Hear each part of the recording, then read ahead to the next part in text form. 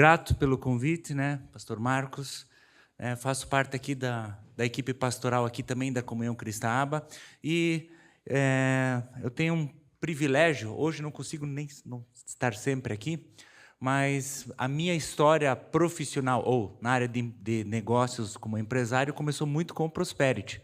Assim, quando me tornei empresário, primeiro no papel, vamos dizer assim, até eu internalizar isso, ou a partir de agora eu sou empresário, eu participei de várias reuniões aqui, onde a gente ouvia aquela coisa assim, nós vamos orar e temos boletos para pagar e não sei de onde Deus vai resolver isso. E assim, olha, é impressionante. Deus tem conduzido.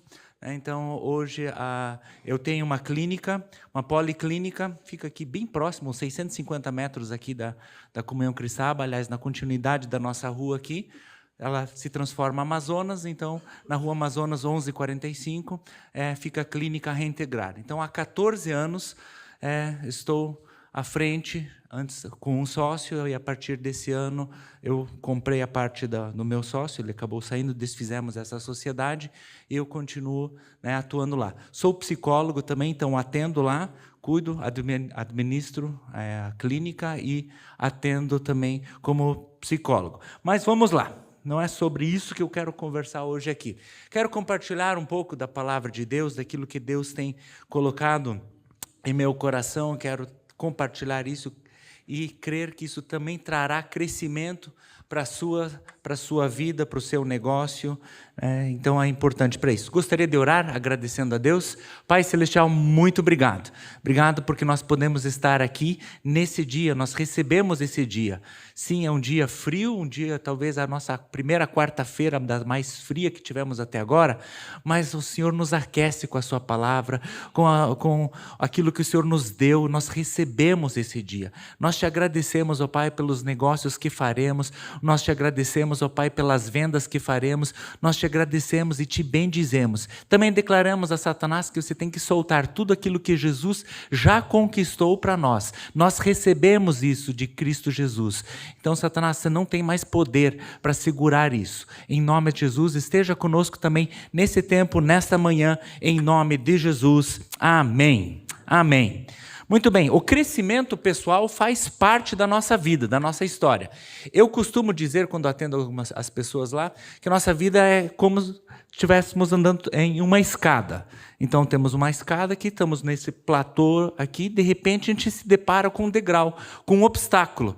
E aí a gente fica batendo nesse obstáculo. Tem gente que não gosta de enfrentar os obstáculos, eu costumo dizer que volta para o final da fila, até que chega um momento que vai ter que passar por aquele obstáculo novamente, até passar por ele. Pode ser que naquele momento, nesse segundo momento, ele tenha mais condições, esteja mais, vamos pensar, fisicamente preparado, enfim, ele consiga passar.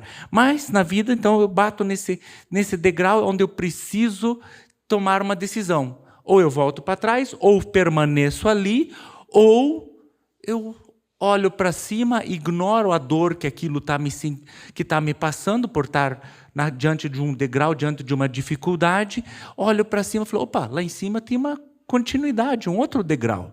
E aí eu posso subir e continuar assim até que venha um outro obstáculo e assim a gente vai caminhando, é a nossa vida de crescimento. E na nossa vida cristã ou na nossa vida profissional também é assim. Eu preciso passar por obstáculos e vou crescendo e vou aprendendo. E a Bíblia nos traz algumas orientações e nos ajuda nessa caminhada de crescimento. Tanto na caminhada de crescimento profissional, assim como na nossa caminhada de crescimento espiritual. Então, eu preciso fazer isso. Quando eu era criança, eu acabei nascendo num lar cristão, e desde pequenininho a gente aprendia músicas cristãs, e tinha uma música que diz assim, quem não ora, a Bíblia não lê, diminuirá. Aquele que quer crescer precisa ler a Bíblia e orar. E é verdade, sabe? Porque se você olha na palavra de Deus, Deus nos dá algumas orientações. Para isso eu quero ler o primeiro texto em Romanos 12, 1 e 2. Diz o seguinte, rogo-vos, portanto, irmãos, pelas misericórdias de Deus, peço que ofereçam o seu corpo como sacrifício vivo, santo e agradável a Deus. Este é o culto racional de vocês. E não vivam conforme os padrões desse mundo, mas deixem que Deus transforme pela renovação da mente, para que possam experimentar qual é a boa, agradável e perfeita vontade de Deus. O que eu quero enfatizar aqui? A renovação da mente. Então, ao conscientemente direcionarmos a nossa forma de pensar, podemos descartar padrões tóxicos de pensamentos e substituí-los por pensamentos saudáveis. Novas redes de pensamentos crescem. Deus criou a nossa forma de pensar. Deus nos criou dessa forma. Nós temos essa habilidade de pensar. Então, o que eu quero dizer com isso? Uma vez eu entrei num prédio, numa garagem, era um prédio novo, e aí não tinha poucos moradores, mas era um prédio grande. E ao entrar naquele estacionamento, na garagem, as luzes foram se acendendo. Sabe quando passa por sensores? Então começa assim, vai acendendo até o final. Conforme eu ia andando com o carro, vai acendendo as luzes até poder estacionar onde eu deveria estacionar. Quer dizer, como não tinha muitos moradores, eu podia escolher a vaga. Mas a minha ênfase é nessa sequência da forma como a luz foi acendendo. Ou em outro exemplo que eu quero trazer, a forma como agora na época de Copa, né? Felizmente não estou conseguindo acompanhar muito, mas na Copa geralmente o pessoal faz a ola, né? Começa num lugar e faz aquela e vai andando, e a ola vai dando a volta no estádio, aquele espetáculo, aquela festa bonita. Da mesma forma é a rede de pensamentos age no nosso corpo. O que eu quero dizer com isso? A forma como eu estou pensando, se eu tenho pensamentos negativos, destrutivos sobre a minha vida, sobre os meus negócios, esses pensamentos vão para o meu cérebro e esse cérebro vai mandar esse sinal, essa informação para todas as células do meu corpo. E aí o próprio meu corpo vai somatizando isso, vai dizendo isso, o que está acontecendo. Então, isso é importante. Como eu estou pensando?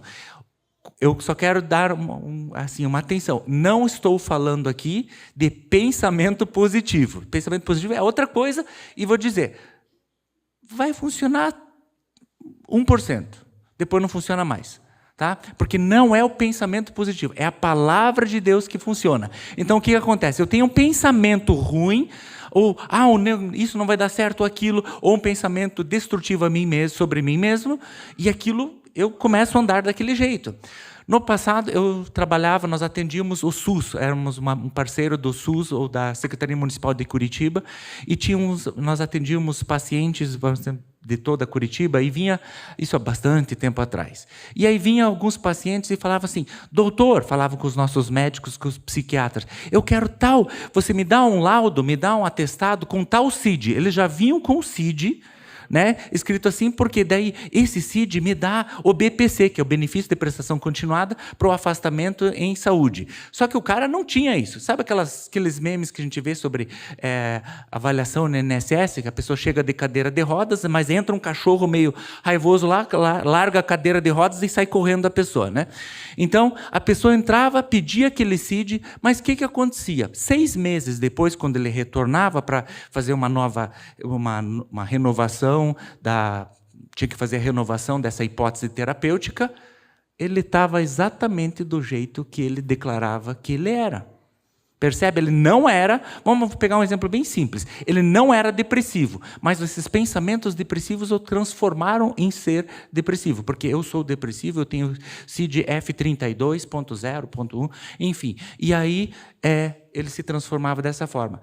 Rede de pensamentos vai transformando. Então, só que a Bíblia diz, renovai a vossa mente. Então, eu controlo aqui o meu pensamento. É com a nossa mente que rejeitamos ou acreditamos nas mentiras do nosso inimigo.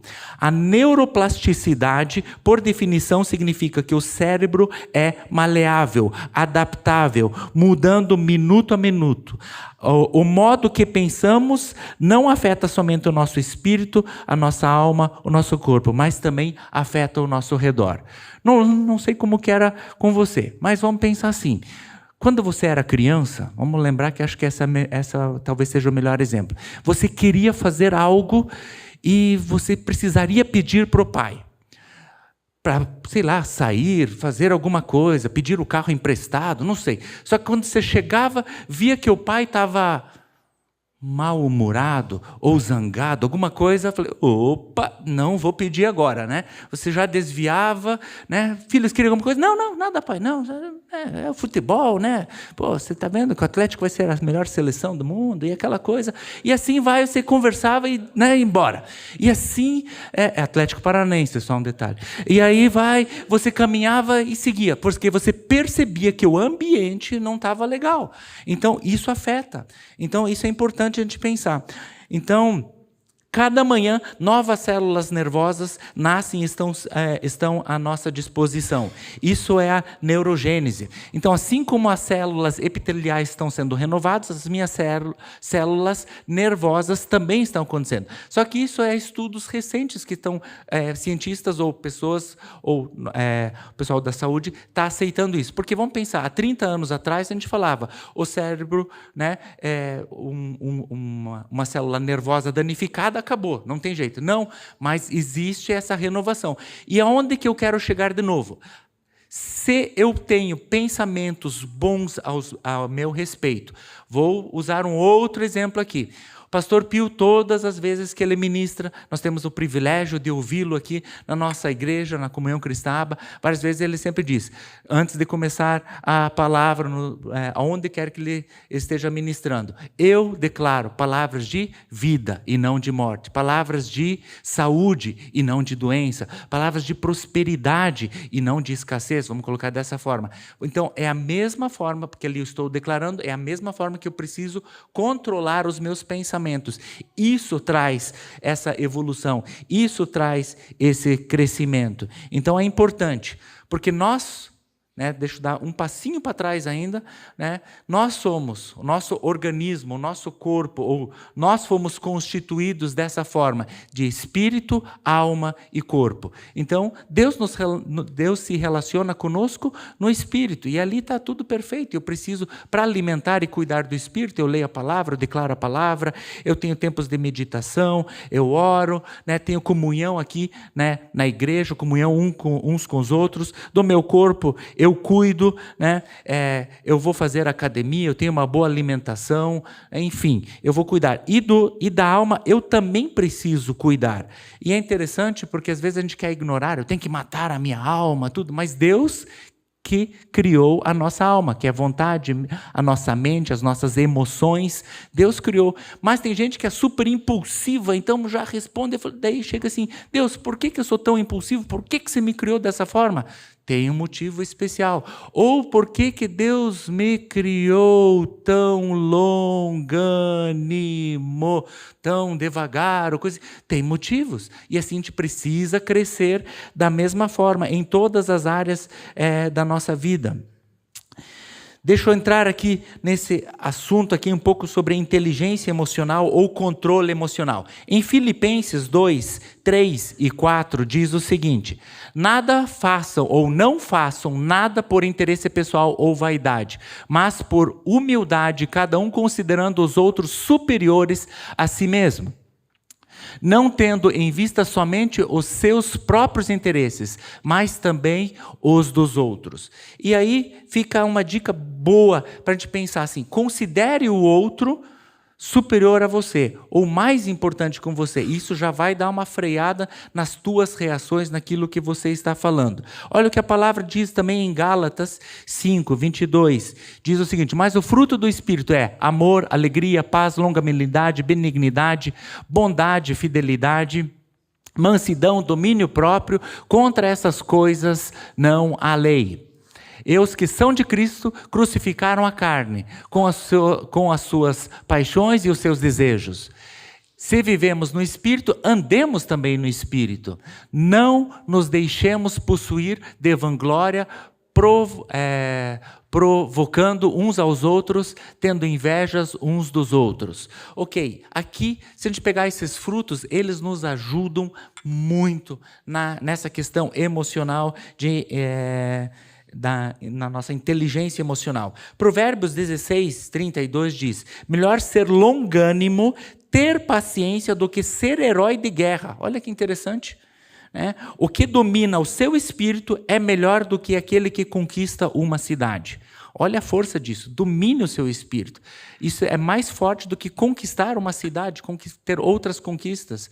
Então, o autocontrole, a regulação emocional estão entre as habilidades mais associadas à saúde mental, relacionamentos saudáveis e desempenho profissional. Então, hoje, se busca muito esses profissionais que tenham a inteligência emocional ou essa habilidade de ter esse autocontrole. Então, as circunstâncias, elas passam. A gente passa por, às vezes, circunstâncias bem turbulentas em nossa vida, mas elas vão passar. Tempos atrás, eu fiquei pensando assim, por que eu estava querendo esganar aquela pessoa? Daí eu cheguei para a Fábio e falei, Fábio, me ajuda a lembrar por que eu queria moer aquele cara lá? Não que eu tenha essa capacidade assim, mas sabe quando você fica pensando, né? Gente, o pensamento humano é terrível. Não é só eu, não. Você já pensou em cortar cabo de freio? Não, tá? Não. Mas por que eu queria... Não. Daí eu falei, cara, olha que maravilha, né? Passou. Aí você fala assim, naquele momento, você está com muita raiva, você está com... Mas passa. E aí depois, você, às vezes, até precisa ser lembrado, nossa, que absurdo. Eu estava odiando o cara, queria... e não, já foi, passa. Então, as circunstâncias passam, mas como eu vou reagir a elas que eu preciso cuidar? E aqui eu quero deixar só uma dica, quem quiser, né, quando você passa por uma circunstância, um momento de crise, às vezes você é impulsionado a ter uma resposta muito rápida, aí está o perigo. Então, respire, faça um exercício 4-7-8. 4-7-8. Respire por 4 segundos, inspire assim, 1, 2, 3, 4, segure por 7 segundos, aí você está segurando, e depois por 8 segundos você expira. Repita isso um pouquinho, você começa, o batimento cardíaco diminui um pouquinho, né? Aí você pensa um pouco. Né? Aí você pode pensar, abrir um protocolo de crise. O protocolo de crise poderia ser assim, o que realmente está acontecendo? Primeira pergunta, aí você pensa. A segunda, qual a minha melhor ação de 15 minutos? Nesses 15 minutos, o que eu poderia fazer?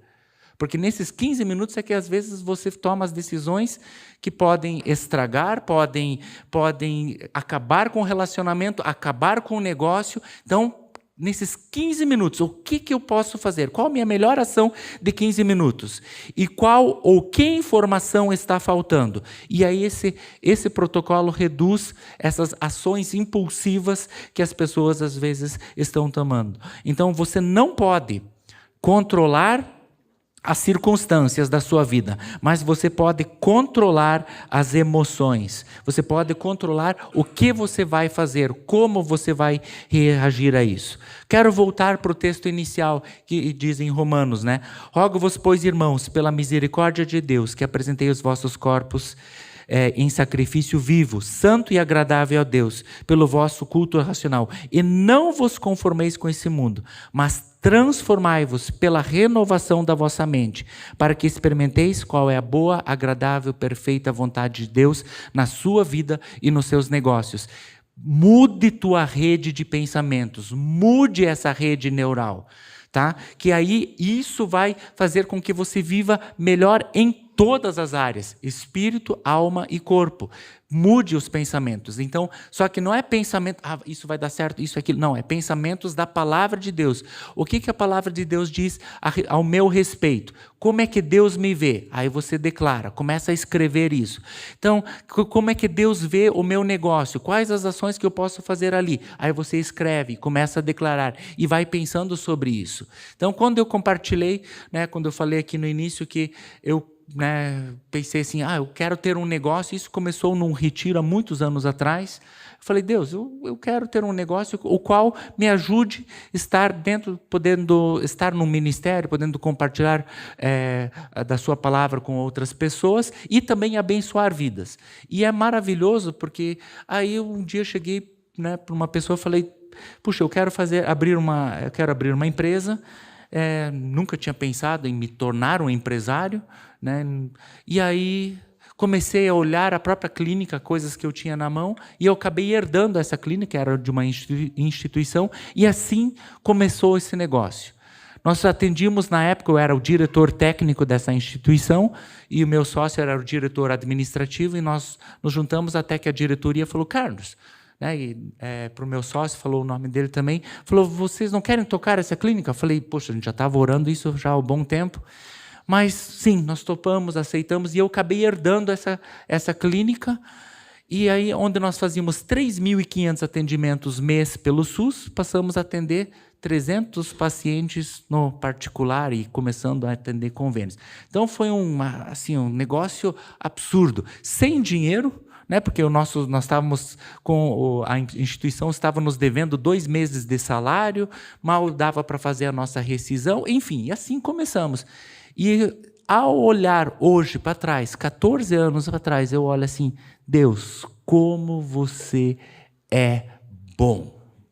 Como a sua fidelidade é maravilhosa. A fidelidade do Senhor dura para sempre. Então, passei por várias situações onde a gente pensa assim, isso não vai dar certo, isso não vai. E aí, se você começa a internalizar esses pensamentos, as tuas ações, o teu corpo, você vai dar sinais disso também. Mas se você começa a declarar a palavra de Deus ao seu negócio, na sua vida, tua vida vai mudar. E esse é o nosso objetivo. Creio que esse é um dos nossos objetivos aqui no PB. É declarar a palavra de Deus na sua vida, te reforçar, a lembrar, na quarta-feira, no meio da semana, a declarar a palavra de Deus para o seu negócio, para a sua vida.